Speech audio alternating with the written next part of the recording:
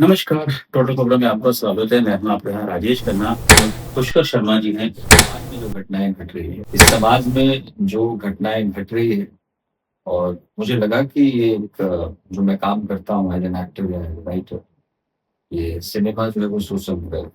सो मैंने ये इस हिसाब से और बाकी फ़िल्मों से अलग इसलिए है कि अभी तक जितनी फ़िल्में आई हैं वो घटनाओं पे आधारित है कि घटना घट गई।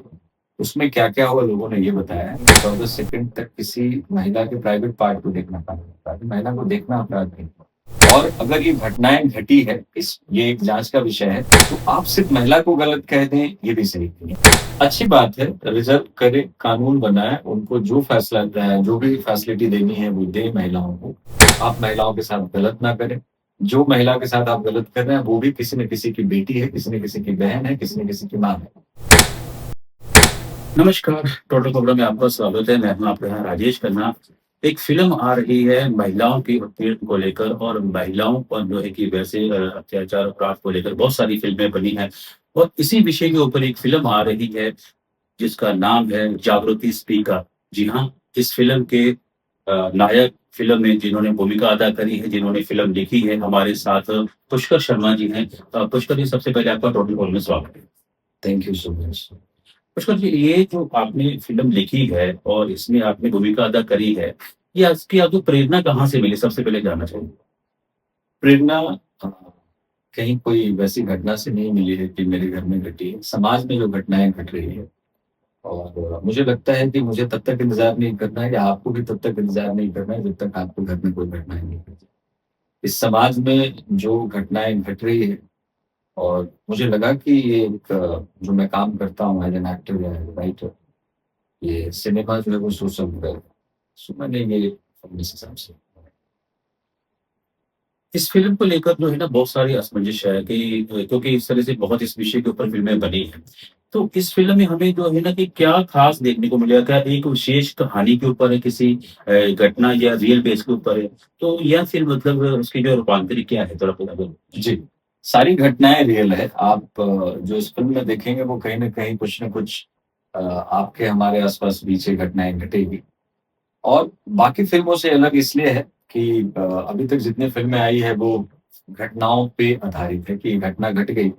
उसमें क्या-क्या हुआ लोगों ने ये बताया है। मैंने इस फ़िल्म के ज़रिए ये बताने की कोशिश की है कि रेप जैसी घटनाएँ नहीं हो इसके लिए क्या किया जाए।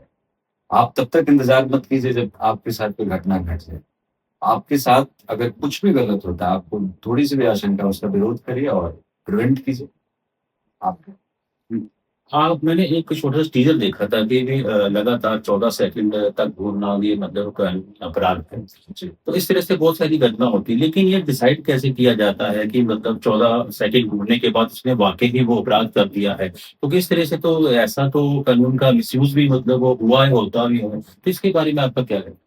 देखिए, कानून का मिसयूज़ होता है मैं ये नहीं कह रहा हूँ, लेकिन ये इसकी कुछ तय प्रणाली है जिसके ज़रिए हम देखते हैं और जो आप नॉर्मली देखेंगे कि 14 सेकंड तक किसी महिला के प्राइवेट पार्ट को देखना कानून होता है, महिला को देखना अपराध नहीं है।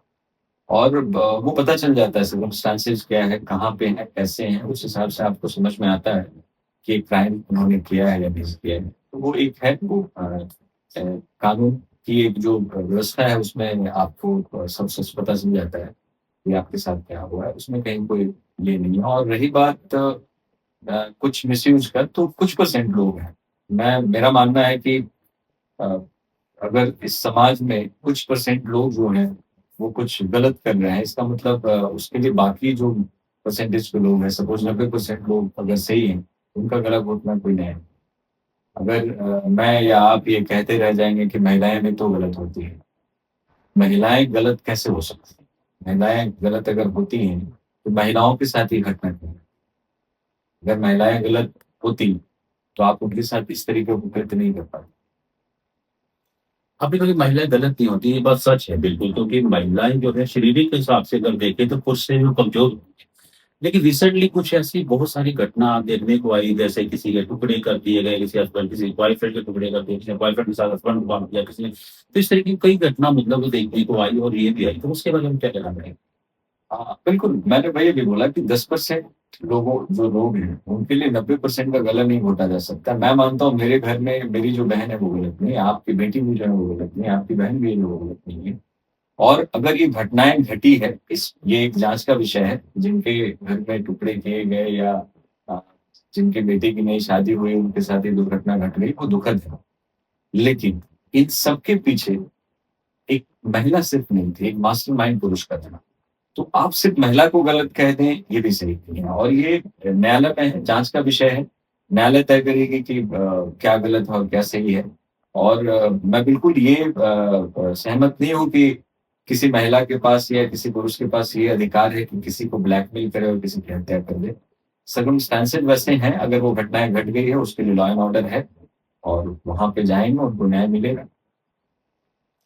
फ़िल्म की शूटिंग को लेकर जो बात करें, तो शूटिंग कहाँ पर हुई है और इसकी जो है और कब ये रिलीज़ होने जा रही है? ये लखनऊ में हमने पूरी फ़िल्म की शूटिंग करी है और साल के अंत तक ये फ़िल्म रिलीज़ करेंगे। अभी पूरे देश में लगभग 30 ऐसे स्पॉट्स हैं, शहर हैं, जहाँ पे जाकर इस फ़िल्म के बारे में हम बात कर रहे हैं लोगों से और अधिक से अधिक लोग देखें।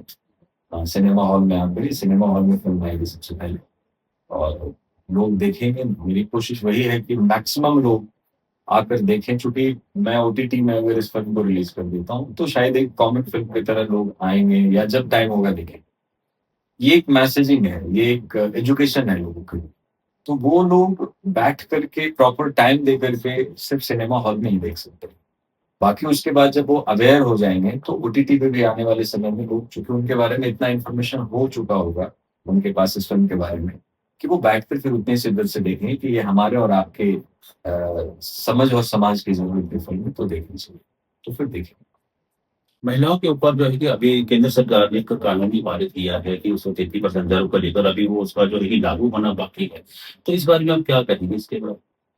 अच्छी बात है, रिज़र्व करे, कानून बनाए, उनको जो फ़ैसला जो भी फ़ैसिलिटी देनी है वो दें महिलाओं को।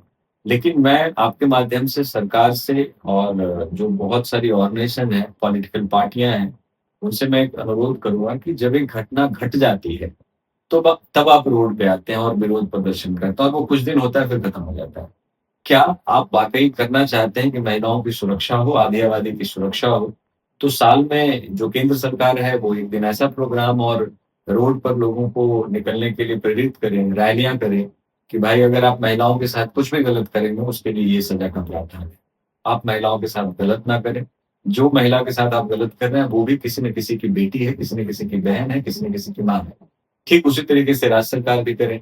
तो मैं ये चाहूँगा कि घटनाएँ घट जाने के बाद जो विरोध प्रदर्शन करते हैं, वो याद रखने के लिए और लोगों के अंदर एक जो समझ है कि ये गलत है, नहीं करना चाहिए, ये बनाए रखने के लिए आप समय-समय पे ये कार्यक्रम करते रहिए। मुझे लगता है कि मैं जैसे फ़िल्म बनाया हूँ लोगों को जागरूक करने के लिए, ठीक उसी तरीके से सरकार के पास सारे माध्यम हैं और सरकार की बात लोग सुनेंगे।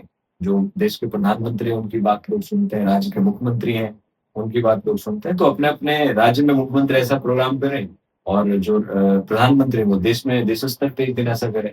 तो मेरे हिसाब से जो आज के डेट में केसेज़ हैं, वो जितनी घटनाएँ घट रही हैं, वो कम हो जाएँगे और आगे चल के एक ऐसा समाज का निर्माण होगा कि मैं अपने घर में निश्चिंत होकर बैठा रहूँगा और ये सोचूँगा कि मेरी बहन की सुरक्षा मेरे जैसा कोई दूसरा भाई करता हो।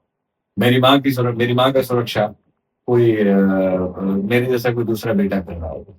सो मैं ऐसा समाज चाहता हूँ कि मेरे लिए जितना मेरी माँ इम्पोर्टेंट है, मेरे लिए जितना मेरी बहन इम्पोर्टेंट है, मेरे लिए जितना मेरी बेटी इम्पोर्टेंट है, हर किसी के लिए समाज में इस तरीके की जो औरतें हैं, महिलाएँ हैं, उनके लिए नज़रिया हर किसी के पास होना चाहिए। अच्छा पुष्कर जी फ़िल्म आपने जब लिखी, कोई ऐसा वाक़या तो हुआ होगा या कुछ ऐसे घटित हुआ होगा कि जिसको लेकर आपको इंस्पायर हुए आप फ़िल्म देखने को इसको जो बनाने को लेकर और फ़िल्म लिखने को लेकर, वो कोई ऐसा वाक़या आप शेयर करना चाहें? देखिए, कोई एक वाक़या नहीं है, कोई एक घटना नहीं है जिसको लेकर के मैं कह दूँ कि ये सिर्फ़ घटना से मैं प्रभावित हुआ, वो अन्याय हो रहा है। मैं जब अपने आस-पास देखता हूँ, मैं अखबारों में देखता हूँ, न्यूज़ चैनल के ज़रिए देखता हूँ, तो पीड़ा होती है, वो दर्द होता है कि ये क्या चल रहा है, कैसे समाज में है।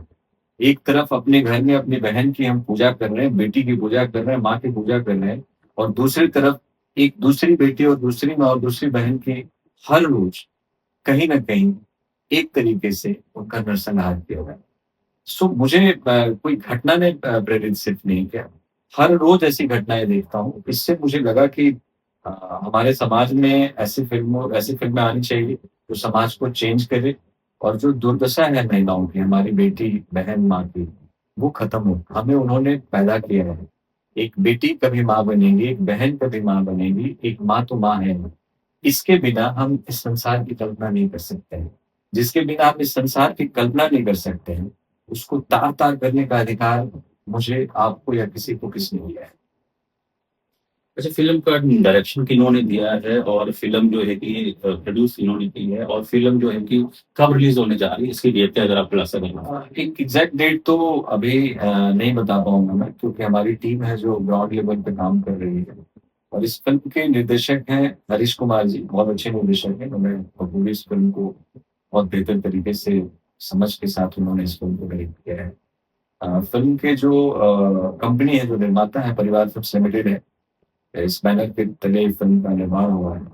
और जो इस फ़िल्म में किरदार हैं वो रजनीश दुग्गल हैं, अंजलि पाटिल हैं, वर्णिका हैं, और भी बहुत सारे एक्टर हैं जो इसमें जुड़े हुए हैं और जिनकी सशक्त भूमिका है, जिसको देखकर आप समझ पाएँगे और उस किरदार को उन्होंने जीवंत किया है, जिसको देखकर आपको लगेगा कि ये हमारे और आपके बीच की कहीं न कहीं कहानी है, जिससे समझने में और समझने के लिए, दोनों के लिए इम्पोर्टेंट है।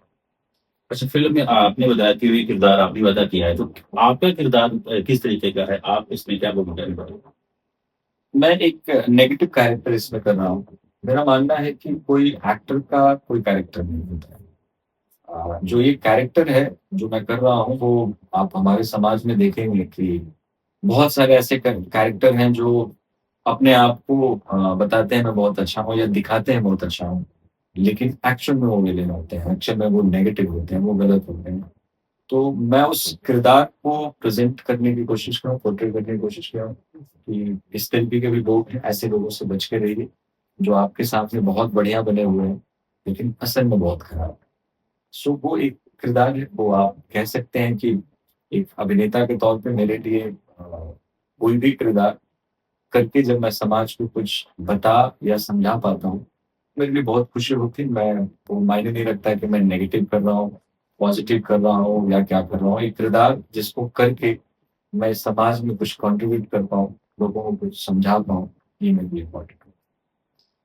अच्छा, फ़िल्म का विषय बहुत अच्छा है, तो क्या सरकार से आपकी कोई माँग है कि फ़िल्म को जो है ये टैक्स फ्री वगैरह कुछ इस तरीके की अभी तो कोई पत्र वगैरह आपने भेजा हो, थोड़ा उसके बारे में बताएँगे? जी, मैंने देश के लगभग जो मुख्यमंत्री हैं, उन सबको एक पत्र लिखा हूँ और उस माध्यम से मैंने अपील किया है कि आप फ़िल्म देखने का टाइम दीजिए और उस फ़िल्म को देख कर के आप इस फ़िल्म को टैक्स फ्री करिए, जिससे कि आम लोगों तक ये सारी चीज़ें आसानी से पहुँच सकें। और चूँकि आप राज्य के मुखिया हैं, तो आप जब इस बात को कहेंगे तो लोग बेहतर तरीके से समझ पाएँगे। मेरी फ़िल्म देखने के बाद लोग समझेंगे, पर देखने के लिए जो इस राज्य के मुखिया हैं उनकी भूमिका बहुत बड़ी होती है। वो अगर देश की जनता से अपील करें और टैक्स फ्री करें, तो इस फ़िल्म को देखने के लिए मैक्सिमम लोग आएँगे और मेरे ख़्याल से फिर वो मैं जो कर रहा हूँ वो सफल हो जाएगा। आखिर में जो है कि इस फ़िल्म को लेकर आप क्या संदेश देना चाहेंगे देशवासियों को, महिलाओं को, युवाओं को? महिलाओं के लिए संदेश ये है कि अगर आपके साथ कुछ भी गलत हो रहा है, आप उसका विरोध करें।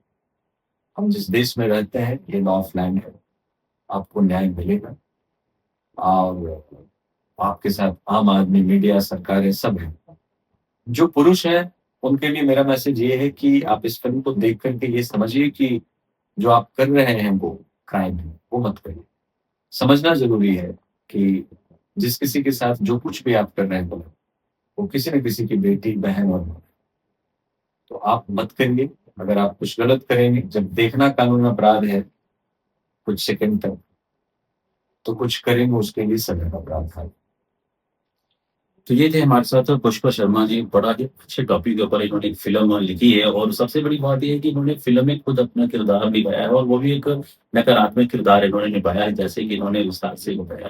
फ़िल्म का टॉपिक जो है ना, जागृति स्पीक अप, तो बहुत अच्छा है महिलाओं की सुरक्षा को लेकर, महिलाओं को अवेयर करने को लेकर है और जल्द ही से सिनेमाघरों में ये रिलीज़ होगी और आपसे अपील है कि आप भी इस विषय फ़िल्म देखें और महिलाओं को जो है कहीं न कहीं आप जो है उनको जो है कि समझेंगे, उनकी आप उनको जो है कि मान-सम्मान करेंगे, उनका उत्पीड़न नहीं करेंगे। इस विषय को लेकर सारी ये फ़िल्म है और आशा करते हैं कि जब आप फ़िल्म देखें और आपको पसंद आएगी, तो ये था यहाँ तक। मिलेंगे हम दूसरे इंटरव्यू में, तब तक मेरे को चाहिए इजाज़त।